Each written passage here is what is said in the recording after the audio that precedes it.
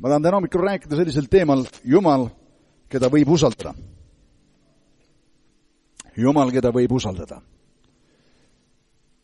Selles elus on palju asju, mida sa ei saa usaldada. Sa ei saa oma lootust rajada töökoha peale, see võib täna olla, homme mitte. Vägevad pangad võivad suured hooned ehitada suurtesse linnadesse ja vägevad sillid panna peale ja üks päev need on, järgmine päev need ei pruugi olla. Me oleme seda näinud isegi siin viimaste aastate jooksul. Vahest sa ei saa usaldada inimesigi. Inimesed annavad lubadusi, kirjutavad lepingutel alla. Isegi rahvused sõlmivad leppeid ja ei pea nendest kinni. Aga Jumalat saab alati usaldada. Ma ütlen seda veel üks kord, Jumalat saab alati usaldada. Ja see on Jumal, kellest me tahame täna rääkida. Psalm 3 ütleb niimoodi, looda Jehova peale. Inglise keeles on see sõna seal trust ehk usalda Jehovat. Ja tee head. Ela omal maal ja pea ustavust. Olgu su rõõm Jehovast, siis ta annab sinule, mida su süda kutsub. Psalm 5 ütleb, veereta Jehova peale oma tee ja looda tema peale. Küll ta toimetab kõik hästi. Mulle meeldib see. Veereta Jehova peale oma tee, sinu tegemised, sinu plaanid. Ja looda tema peale või usalda teda. Küll ta toimetab kõik hästi. Ma usun, et Jumal tahab oma sõna kinnitada. See laul 37 siin on tegelikult väga huvitav laul kuni lõpuni. Kunagi Jumal andis selle kirjakoha mulle prohvetlikult enne ühte väga tähtsat elumuutust. Ja see julgustas mind eelnevalt tegema, või et ei olla päris täpne, siis mitte tegema mõningaid asju, mida ma oleks tahtnud teha oma enda jõust. Ma ei tea, vahest on meil selline komme, et meil on mingi unistus, meil võib-olla on isegi mingi sõna Jumalalt, ja selle asjaga on nagu aega läinud ja see on viibinud ja siis mõtled, et kuule, tead, aitab ootamisest, ma hakkan midagi pressima siin, ma hakkan tegelema selle asjaga. Ja vahest me võime oma jõust asja tegelikult nii ära rikkuda ja see kirjakoht julgustab meid usaldama Jehovat. Nüüd elu Jumalaga on põnev, aga see ei tähenda, et sa saaksid alati võib-olla kõigest aru, et iga asi juhtub sel ajal, kui sina tahad, et see juhtub, et see juhtub viisil, kuidas sa tahad, et see juhtub. Kõik asjad ei ole loogiliselt seletatavad. Miks Jumal teeb asju hoopis nii, nagu tema neid asju teeb? Sellepärast, et tal on rohkem tarkust, kui meil on. Amen. Tal on tõesti rohkem tarkust ja see on, kus see usalduse koht sisse tuleb. Ja vahest ta kasutab inimesi, keda me oleks siial arvanud, et ta suudab kasutada või et ta kasutab meie jaoks. Teeb seda ajal, mil me arvasime, et ta ei tee, et see asi esile tuleks võib-olla hoopis teisel ajal. Teinekord on, Jumal varustas mind kunagi sellisel viisil, aga võib-olla seekord tahab ta varustada sind hoopis teisel viisil. Võib-olla Jumal tegi su elus seda asja nõnda kunagi, aga nüüd ta valib teise viisi asja tegemiseks. Nii et see toob meid sellesse paika, kus meil tuleb lihtsalt õppida Jumalat usaldama, ja eriti siis, kus asjast aru ei saa. Mõningad asjad meie elus on arusaamatud. Kuni sa saad nendest aru, aga sinna maani mõtled, huvitav, miks? Või kuidas ta seda teeb?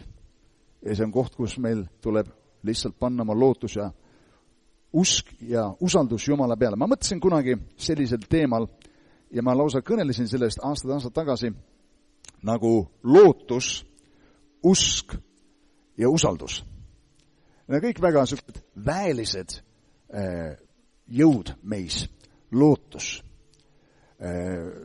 Kui sul on lootus, keegi ütles, viimane asi, mis sureb, on lootusetus. Algul on lootus, siis sureb see ära, siis on lootusetus, ja kui see ära sureb, siis on kõik. aga lootus on väga väeline asi, kes pole nii. Ma mäletan, kunagi kuulsin sellist katset, mida tehti konnadega, võib-olla sa oled kuulnud sellest. Konnad pandi vette ujuma, kus nad ei saanud välja tulla, ühesõnaga selline akvaarium, sirged seinad, vees nad ujusid ja konnad suudavad ujuda päris hästi.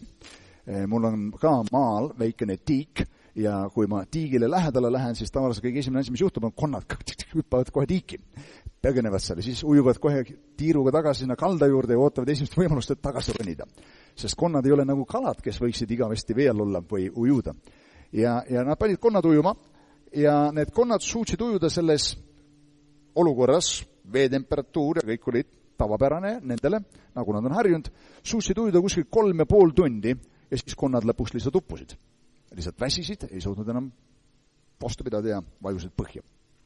Siis nad võtsid sarnased konnad samast liigist, samast nii-öelda elujõust ja vanusest ja panid samamoodi hulga konnasid ujuma. Ainult seekord nad võtsid konnad veest välja enne kui 3,5 tundi umbes täis sai, nad nägid, et konnad on viimase piiri peal, umbes 3 tundi ennem võtsid need konnad välja, andsid neile süüa, lasid neil puhata ja siis panid need tagasi ujuma samase keskkonda, samasse situatsiooni. Ainult, et seekord ujusid konnad rohkem kui 36 tundi järjest. See on, mida lootus teeb. Sest konnadel oli meeles. Keegi võttis meid kord siit välja. Varsti me saame siit välja. Varsti me saame jälle süüa. Varsti me saame jälle puhata. Ja sellest lootusest nad leidsid endas jõudu ujuda, ma eeldan konnastiilis, rohkem kui ennem 3,5 tunniga. Peaaegu 10-kordne lisajõud tuli sisse, kuna oli lootus. Nii et lootus on väheline, kas pole nii? Ainult käsi lootusega on see, et lootus paneb kogu selle panuse kellegi teise peale. Et keegi teine tuleb. Mees, kes oli 38 aastat olnud seal tiigi juures, lambavärava juures, me lugesime sellest eelmine kord, ootas, et keegi teine tuleks. Ja vahest üldse me vaatame niimoodi elu peale, et keegi teine peaks tegema. Keegi peaks võtma ette poliitikas ja tegema need asjad korda. Keegi peaks need teed ära siin parandama, keegi peaks siit selle asja ära vahetama, keegi peaks siit pirni ära vahetama, keegi kuskil peaks tegema, keegi peaks parandama minu elu ära, et Jumal, ja siis me paneme selle lootusega selles mõttes Jumala peale, mis on õige, aga unustame ära, et meil on ka oma osa suhtes Jumalaga. Amen. Ma ükskord tegin väikse uuringu ja vaatasin Piiblis kõik need inimesed. Ütleme seda kõigepealt sedapidi. Mitte kõik need inimesed, kelle juurde Jeesus läks, alati ei saanud terveks, alati ei juhtunud neile ime. Aga kõik need inimesed, kes ise läksid Jeesuse juurde, otsisid tema ülesse. Selle asemel, et istuda oma kodus seal, laua taga, masenduses ja ahastuses ja mõelda, et ometi võiks Jeesus tulla siit külast läbi ja sattuda siit tänavast minema ja visata pilk aknast sisse, näha, kui õnnetu ma siin olen ja kui viimases hädas ma olen ja tulla sisse ja öeldaks, siin ma olen vastus sinu olukordade jaoks, ma tean, mis su probleem on, ma olen tulnud vastusega, tõuse üles ja sära.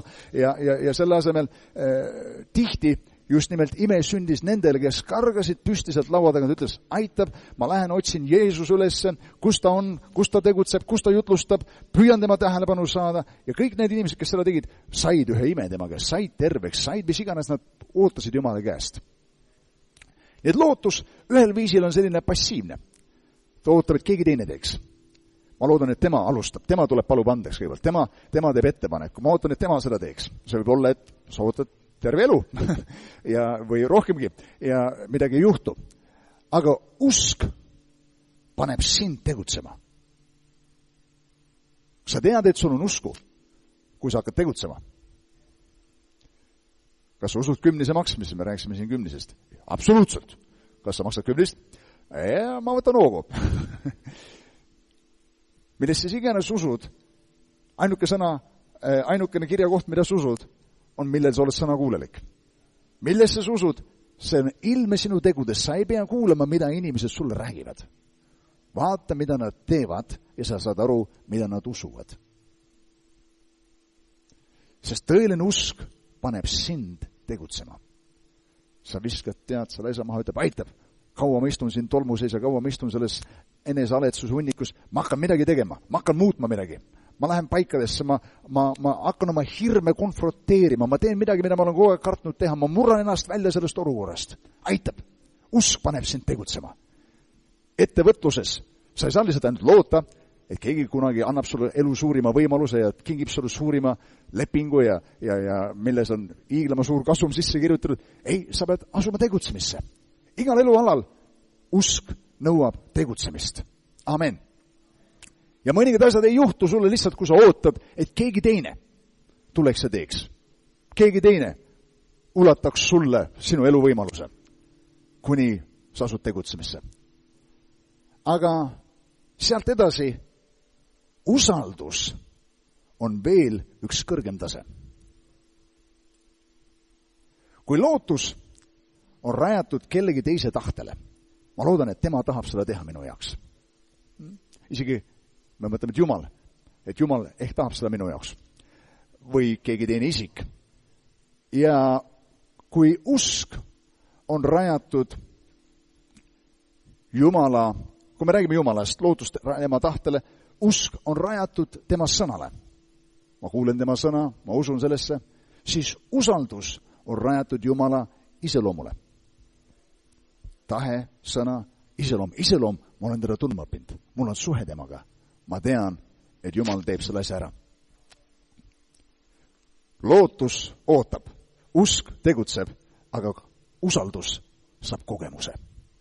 Usaldus kogeb seda. Jumal varustas, Jumal tervendas mind. Halleluuja. Ma astusin välja, ma nägin, et see asi juhtus. Lootus ootab, et kunagi keegi kingiks sulle paketi reisida kuskil välismaale, aga usk hakkab pakkima kohvreid. Ja usaldus on valmis reisile kaasa minema. Usaldus on samm, mida sa teed tegelikult iga päev oma elus. Sa tulid siia koosolekule, seisid püsti mõnda aega, siis istusid sinna toolile. Sa usaldasid selle tooli võimekust sind ülal pidada, kas pole nii? Ma ei räägi siin mitte kehakaaludest ega asjadest, aga ma räägin, et sul oli usaldus, et tool suudab sind ülal pidada. Kas pole nii? See oli kunagi üks lugu, kus inimesed tulid ühele seminarile ja kellegi tool, ja ma ei tea, mis materjalist need asjad seal olid, aga mingi kruvi oli sealt hakanud lahti tulema ja see oli niisugune lonkade juba tükk aega ja lõpuks keset seda seminari, ja siis kutt muidugi hakkas tunnetama, et sa seal logiseb ja siis hoidis käega seda niimoodi kinni sealt. Aga lõpuks enam ei jõudnud vastu pidada nende füüsika jõudule. Tool kukkus ribadeks tema all, kõmaki kukkus ta sinna maha selili.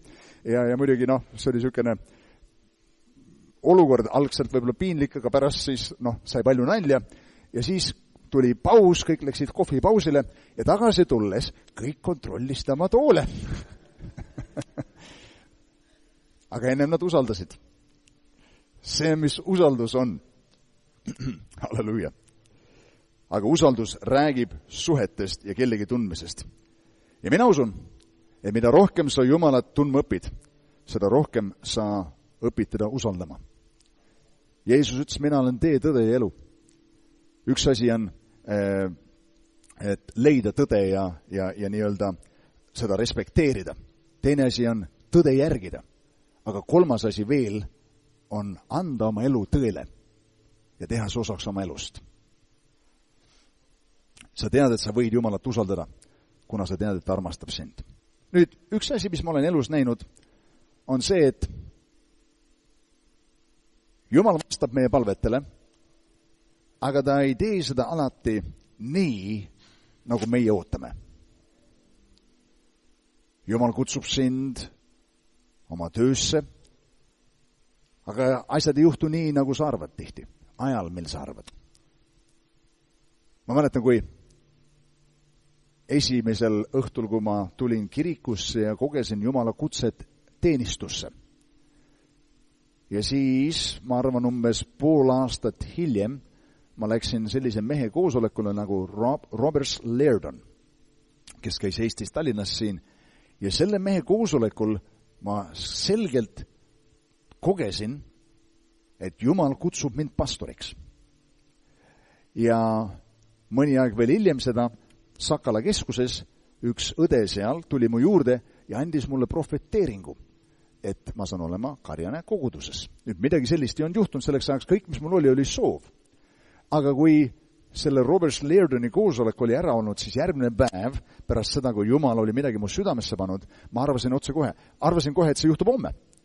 ja mul oli mingisugune arusaamine, kuidas see võiks juhtuda. Ma mõtlesin, et see on see naine ja seal tal on mingisugune töö käimas. Ilmselt tema tuleb minu juurde, ütleb mulle, Janno, mul on südames, et sina võtaks selle töö üle ja hakkaksid olema see ja see. Ja seda ei juhtunud. Aastad läks mööda ja niimoodi asjad ei juhtunud. Ja viis, kuidas asi üldse juhtus, oli see, et ma sattusin lõpuks kogudusse, mis ei olnud minu nii-öelda unistuste kogudus ja asjad juhtusid hoopis teisel viisil. Mul isegi ei olnud soovi selle konkreetse kogudusega nii-öelda tööd teha. Mulle samal ajal pakuti hoopis minna Haapsalusse ja töötada kogudusega, kus mul meeldis käia. Ja inimesed meeldisid mul seal ja mul meeldis palju faktoreid veel lisaks, aga Jumal pööras asjad ringi hoopis teiseks. Asjad juhtusid hoopis teisel viisil, teisel ajal. Ja see, mis usaldus on. Kõik asjad juhtu elus nii, nagu sa tahad. Ja kuna Jumal ei vasta su palvetele alati nii, nagu sina ootad, siis see tekitab kiusatuse püüda Jumalat välja aidata. Mäletad Abrahami? Ja Saarat? Abraham teadis, et tal peaks laps sünnima, aga kuna see ei olnud kaua aega juhtunud, siis Saara tuli lagedale briljantse ideega. Et sul on seal orjatar, abiellu temaga, ilmselt Jumal annab lapse läbi tema. Ja laps küll tuli, aga see on tõotud laps. Pärast oli probleeme hulganisti kuni tänase päevani nii-öelda selle Abrahami lihase lapse või ütleme nagu ja tõotuse lapse vahel. Amen. Ismael ja Iisak.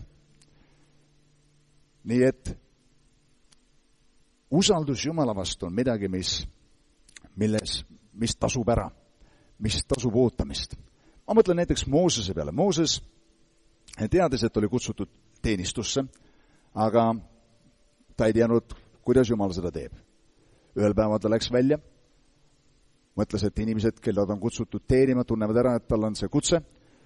Lõpuks parim, mis ta suutis teha, oli lihtsalt seal üks egiptlane sai maha löödud, ükski Hebrea rahvast ei tundnud ära, et tema on vabastaja, ei tulnud temaga kaasa ja Mooses koges tõelist läbikukkumist, läbipõlemist, 40 aastat ei teinud midagi ja siis Jumal kutsus teda läbi põleva põõsa 40 aastat hiljem, aeg oli küps, aeg oli valmis selleks ja asjad juhtusid nagu iseenesest. Ja mina usun, et see on see, kuhu usaldus paneb meid, toob meid paika, kus Jumal teeb asjad omal viisil, omal ajal ja täie õnnistusega. Selle asemel, et pressida praegu, suruda läbi ja nii nagu see kirjakoht seal hiljem ütleb, et ära ärritu sellest, kelle tee õnnestub. Ära ärritu sellepärast, et kurjal läheb hästi ja püüda võistelda nendega. Looda Jehova peale. Ühes kirjakohas õpetussõnadus öeldakse niimoodi, et looda või usalda Jehovat kõigest oma südamest ja ära toeta oma enese mõistusele. Kuidas Jumal neid asju teeb? Miks ta neid niimoodi ei tee? Miks teistmoodi? Iisraeli rahvas näiteks ootas Messiat. Neil oli oma nägemus, kuidas Messia peaks tulema. Mida ta täpselt peaks tegema? Ja siis, kui Messias tuli, nad ei tundnud teda isegi ära. Mõned tundsid, aga isegi need mõned lõpuks, Piibel ütleb, olid kahe vahel. Toomas kindlasti nende hulgas. Ja Jeesus ütles, teile sünni teada aegu ja kätki, kuidas Jumal asju teeb. Ja ma usun, et meie elus on aeg-ajalt momente, kus tegelikult Jumal on palvetele vastanud, aga teinud seda viisil, kuidas me ei arvanud, ja me isegi pannud tähele, et see oli juba vastus palvele.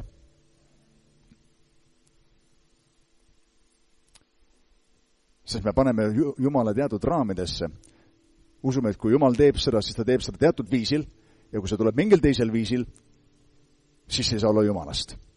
Aga mina usun, et Jumal, kes armastab meid, on valmis tegema asjad nii täiuslikult hästi, et paremini neid ei saaks sinu ja minu jaoks teha. Ja ta suudab teha need paremini, kui sina, mina iial oskame ette kujutada. Halleluuja! See on hea uudis meie Jumala kohta. Ma mõtlen Taaveti peale. Taavetil oli võimalus mitmed korrad kuningas Saul tappa ja saada kuningaks oma enese jõust. Ta ei teinud seda, sest aeg polnud küps, ta ei pannud oma kätt võitu külge, ta ei valanud süütut verd ja mina usun, et Jumal tegi seda asja pisut hiljem, aga õigel ajal tegi seda õieti ja asi oli korras.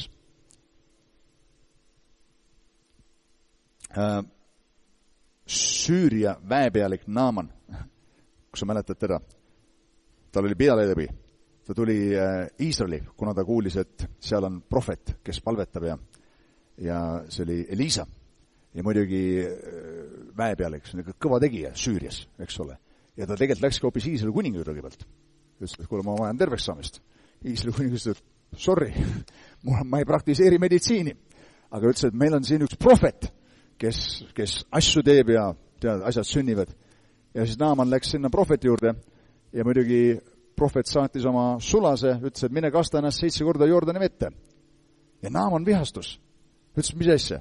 Ma tulen kogu pika tee siia, reisin siia, eks ole, ja siis kutt ei tule isegi välja, et öelda tere mulle. Saadab mingisuguse teeni ja ütleb, mine kasta ennast mingisse soppalompida. Jordani vesi on suhteliselt sükene sogane. Ja need oli pahane. Ja peaaegu oleks oma imest ilma jäänud, sest Jumal tegi asju teisiti, kui ta ootas. Ja kui sa loed seda kohta, siis ta ütleb seal, et Naaman ütles, ma mõtlesin, et ta tuleb välja ja vehib kätega ja teeb igasuguseid asju ja siis ma saan terveks. Et Jumal teeb seda niisugusel viisil, sa kastad 7 korda ennast Jordani vette, saad terveks, ta ei oodanud seda, peaaegu oleks oma imest ilma jäänud. Ja see on see, kuidas Jumal asju teeb. Vahest asjad sünnivad täiesti teistmoodi.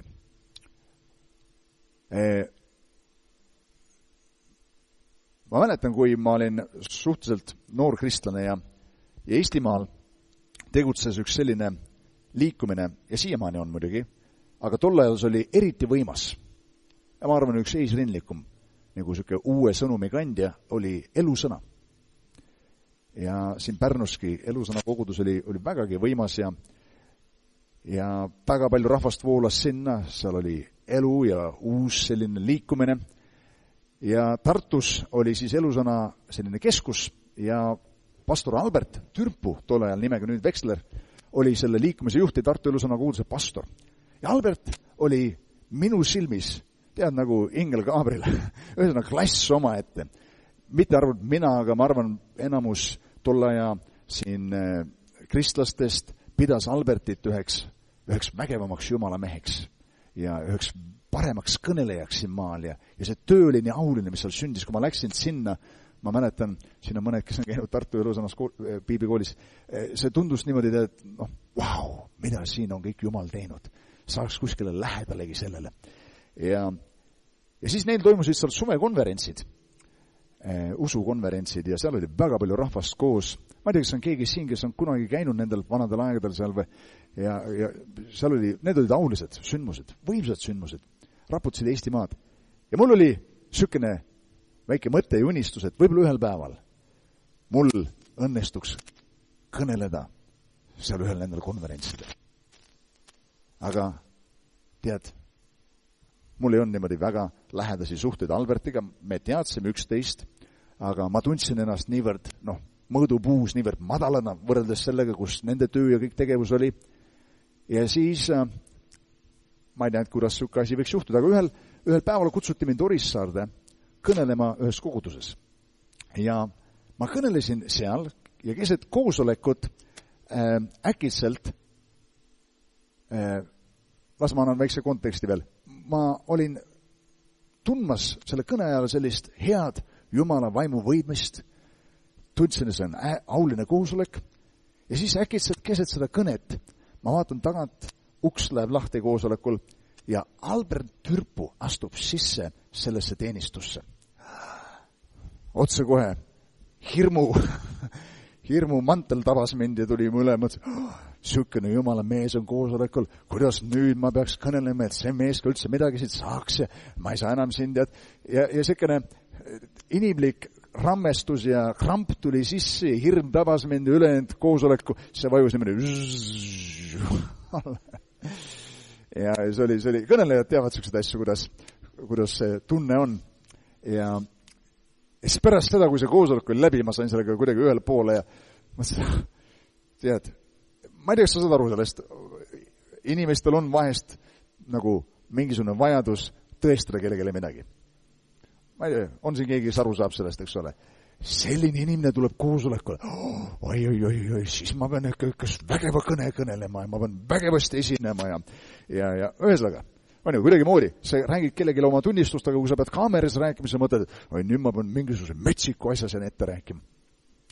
Ja niisugune kramp tuli ja tegelikult see rikkus kõik ära, see võidmine niimoodi kadus kuskil ära ja siis see huvitav asi oli see, et pärast koosoleku lõppu Albert tuli minu juurde ja rääkisime paar sõna ja siis ütles, muuseas, ma tahan sind kutsuda Tartusse sel suvel kõnelema meie konverentsile. Ma ütlesin, wow. Ma just kukkusin läbi oma arust nii palju, kui võiks läbi kukkuda, püüdes sulle näidata, kui palju ma tean ja asi kukkus täitsa kokku ja nüüd sa kutsud mind konverentsile. Kas sa oleks võinud arvata, et see kutse tuleb sellisel viisil? Ja muidugi ma läksin sinna konverentsile 96. aastal, see oli 2 väga aulist koosoleku ja eriti selle järgmisel hommikul Jumal tegi niivõrd palju ja tõesti, mitte ainult mina ei kogenud seal midagi väga erilist, aga paljud teised. Aga kõik see sündis teisel viisil, kuidas ma oleks arvanud. Looda Jehova peale kõigest oma südamest. Ära toeta oma enese mõistusele. Mina usun, et Jumal töötab väga tihti nagu eesride taga meie elus. Sa ei näe kõiki asju juhtumas ja kõik olukorrad ei ole veel paigas, kõik ei ole veel läinud korda, aga Jumal töötab selle eesride taga. Niisama palju töötab ta siis, kui sa midagi ei näe juhtumas, kui siis, kui sa näed, et asjad juhtuvad. Võib-olla sa oled selles ajas, kus tunned, kõik on kinni, midagi ei juhtu, kõik on vait, kuiv. Jumal on tegutsemas. Võib-olla mingid teised asjad on vaja paika panna. Võib-olla selle teise isikuga on vaja tööd teha, kellega Jumal tahab sinu elu ristata. Teatud võtmesuhted, teatud asjad peavad paika sama pandud. Nii et ära kaota usaldust Jumala vastu nendel aegadel. Need ongi need ajad, kus tuleb Jumalat usaldada. Sul ei ole vaja usaldada, kui sa tead, et kõik on täpselt nii, nagu peab ja see kõik on juba juhtunud. Usaldus on siis, kui kõik asjad ei ole veel juhtunud. Aastal 2000 ma olin Tallinnas ja ma elasin Tallinnas natuke aega, ma töötasin seal ühes ettevõttes, kus Tarmo vend Taavi oli minu ülemus ja ma olin seal ja teatud elufaasi ja teatud olukorrade tõttu lõpetanud selles ka, et ma olin Tallinnas tööl ühes ettevõttes. Ja ma olin seal mõnda aega ja tol hetkel ma isegi arvasin, et võib-olla ma jään sinna päris pikaks, võib-olla terveks eluks, täitsa suke elumuutus tuleb esile. Aga siis, olles seal firmas, vend Taavi oli andnud oma elu Jumalale, asjad olid juhtunud seal, põnevad asjad, Tarmo mingil hetkel ja Anu ja mitmed selles nagu suunas olid ka avanud ennast Jumalale, ma ei tea täpselt, mis ajal ja need kõik asjad juhtusid tol hetkel, aga siis Jumal kõneles mulle, et sinu aeg Tallinnas on läbi, ma tahan, et sa lähed tagasi Pärnusse.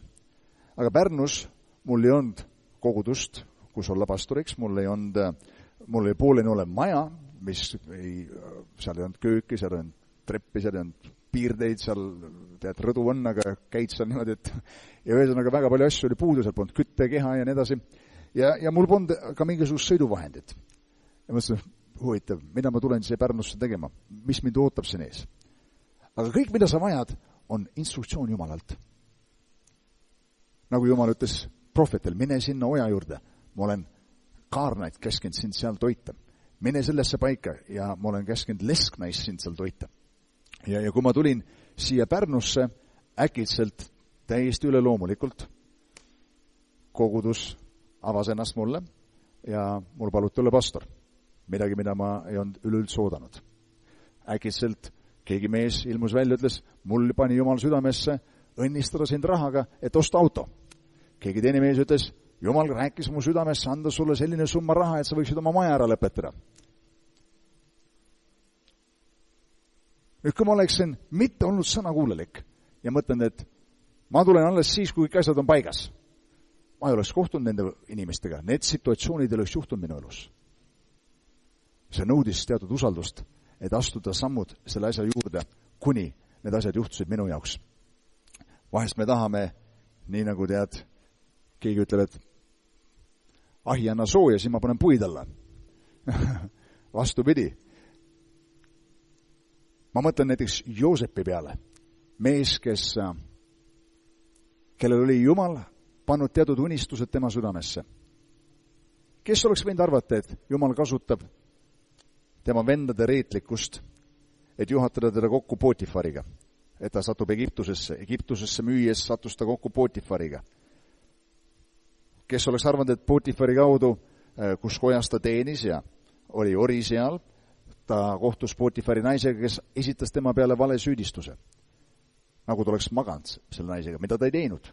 Selle vale süüdistuse tõttu, kes oleks võinud arvata, et mees satub, et ta satub vanglasse, see oli arvata, aga tegelikult hullem asi oleks surmanutlus olnud selle teo ees, kui see oleks tõsi olnud, aga seal vanglas ta sai vangi valvuri soosikuks, see pani ta üle kõigi vangide, siis oli ta selle tõttu kokku saanud seal 2 Vaaro vangiga, kes temaga sõbraks said, kelle unenägusid hiljem seletas, kellest üks pidas Joosepit paar aastat hiljem meeles, kutsus ta välja sealt vangikongist, Joosep selgitas Vaarole unenäo, prohvetliku unenäo, ja Joosepist sai Egiptuse peaminister. Kes oleks võinud arvata, et Jumal paneb sellise unistuse täidemineku korda või kokku selliste sammude läbi? Reetlikkus, pettumused, valesüüdistused. Üks asi on minu jaoks selge selles loos. Jumalal on kontroll asjade üle. Ka sinu elus. Ja hoolimata sellest, kus sa täna oma elus oled, ma ei tea, võib-olla situatsioon ei ole mitte kõige täiuslikum ja võib-olla asjad ei ole mitte kõige paremad. Võib-olla on halbu nii-öelda asjaolusid sinu elus täna. Ma ütlen sulle midagi. Jumal on teadlik sellest ja ta on juba valmistanud lahenduse selle olukorra lahendamiseks. Tal on olemas lahendus selle asja jaoks. Nii et sul ei tarvitse muretseda ega mõelda, kust mingi ime sünnib. Usalda Jumalat ja Jumal pöörab selle olukorra ringi. Jumal suudab kasutada kõiki selliseid asju. Üks asi, mida ma olen Jumala suhtes õppinud, on see, et Jumal mitte kunagi ei lõpeta ühtegi asja negatiivselt. Mis sa iganes oled oma elus kogenud. See võib olla valus, see võib olla arusaamatu, see võib olla isegi seotud sinu enda vigadega ja enda möödapanekutega. Meil kõigil on selliseid asju. Andes need olukorrad üle Jumala kätesse, ütled, et Jumal, ma annan selle üle sinule. Nii nagu sa teed oma eluga, kui sa Jeesuse juurde tuled, ütled, Jeesus, ma annan selle elu sulle. Sest üks asi on lihtsalt öelda, et päästa mind sellest olukorrast ja siis ma teen edasi, mida ma kogu aeg olen tahtnud teha. Ja teine asi on öelda, ma annan sellest momendist, sellest hetkest oma elu sulle. See on usaldus. Amen.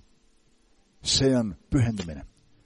Ja Jumal on suuteline võtma need asjad, mis vaenlane mõtles meie kahjuks ja meie vastu ja pöörame need ringi ja tegema midagi imeelusat nendest meie jaoks.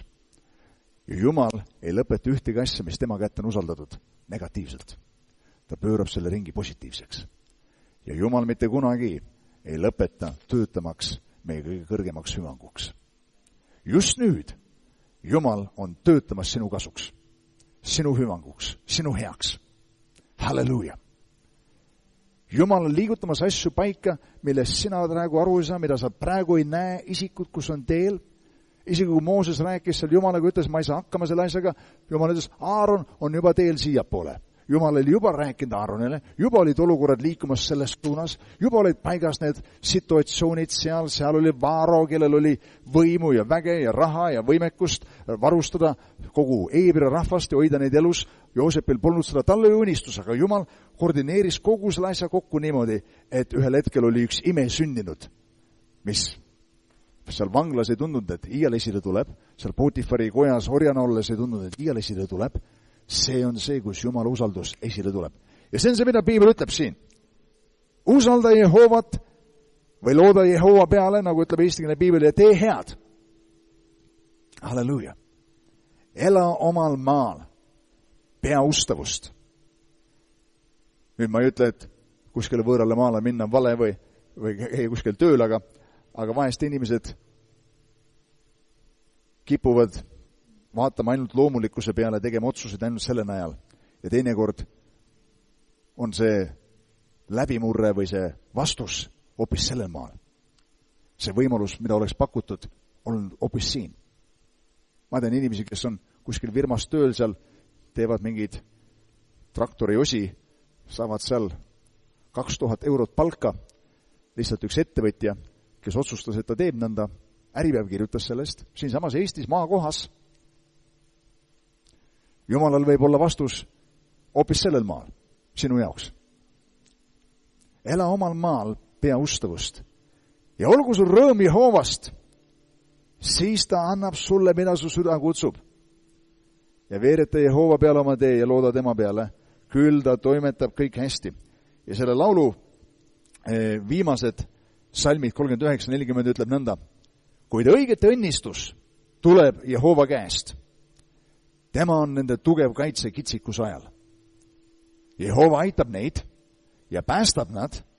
Ta päästab nad õelete käest ning annab neile abi, sest nad otsivad pelgupaika tema juures või inglise keeles öeldakse, sest nad usaldavad teda. Halleluuja. Nii et minu üleskutse sulle täna hommikul on lõpetada ära muretsemine. Lõpeta ära mõtlemine, et kuidas Jumal seda teeb ja millal ta seda teeb. Ükskord, kui sa oled selle asja pärast palvetanud, usalda Jumalat. Tee oma osa ja ülejäänu suhtes usalda Jumalat. Külvad oma seemne, nii-öelda, kui rahatähe ohvrisse, sa oled selle maha pannud, nüüd usalda Jumalat. Amen. Oled teinud oma osa, usalda Jumalat. Sina mine ja tead, tee seda, mis Jumal pani su südamel. Võib-olla see on kirjutada kus kellegile, paluda andeks ja sealt edasi usalda Jumalat. Usalda, et Jumal paneb need asjad kokku. Jumal paneb sulle südamesse õnnistada kedagi. Võib-olla keegi, kes on su vastu, keegi, kes rääkis su vastu kurja. Ma tundsin südames sulle seda teha. Ma tahan õnnistada sind. Ja sealt edasi usalda Jumalat. Las Jumal ehitab need suhted ülesse. Las Jumal paneb need asjad kokku. Jumal teab, millal õige aeg on.